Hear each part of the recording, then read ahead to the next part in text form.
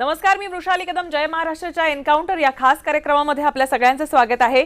आज एन्काउंटरमध्ये जी असामी आलेली आहे ती देखील खास आहे आणि आक्रमक आहे.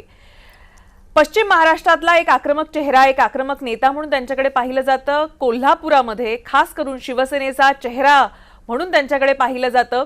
आक्रमक नेतृत्वासोबतच विकासात्मक कामं त्यांची अनेक आहेत आणि एक धडाडीचं नेतृत्व म्हणून कायम त्यांच्याकडे पाहिलं जातं आणि यासोबतच अभ्यासाची एक सांगड देखील त्यांना लाभलेली आहे.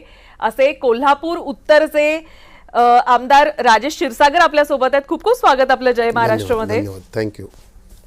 खरं तर मला असं वाटतं की जितके तुम्ही आक्रमक आहात तितकंच आता नियोजन या विषयामध्ये देखील आपलं प्रदीर्घ काम सुरू झालेलं आहे.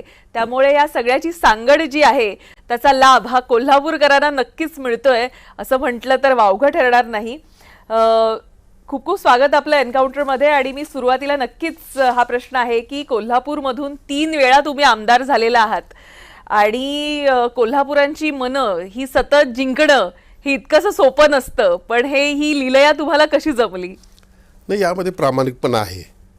खरं म्हणजे कोल्हापूर शहर हे वंदनीय कैलासवासी शिवसेना प्रमुखांचा विचाराचं शहर आहे.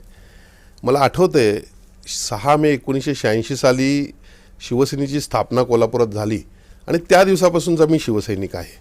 आणि शिवसेना प्रमुख नेहमी म्हणायचे की 80% समाजकारण 20% राजकारण करा. त्या 80%मध्ये समाजकारणामध्ये राजकारण 100% होऊन जातं. आणि अगदी त्याच पद्धतीनं सामाजिक उपक्रम असतील, आरोग्यसेवा असेल, या सर्व गोष्टीतून मी पुढं गेलो. सर्वसामान्यांचे प्रश्न घेऊन मी पुढं गेलो. त्यामध्ये फेरीवाल्यांचे प्रश्न असतील, घरपाळा वाढ असेल, पाणीपट्टी वाढ असेल, जे सर्वसामान्यांना गोरगरिबांना प्रश्न भेडसावतात ते प्रश्न घेऊन मी सातत्यानं पुढं गेलो.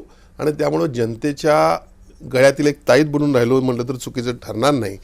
तिसऱ्यांदा मी निवडून येत असताना कोल्हापूर शहरामध्ये हे रेकॉर्ड झालेलं आहे. आजपर्यंत 3 वेळा कोण निवडून आलं नाही किंवा मताधिक्याचं देखील माझं रेकॉर्ड माझ्या मतदारांनी बंधू भगिनींनी त्या ठिकाणी केलेलं आहे.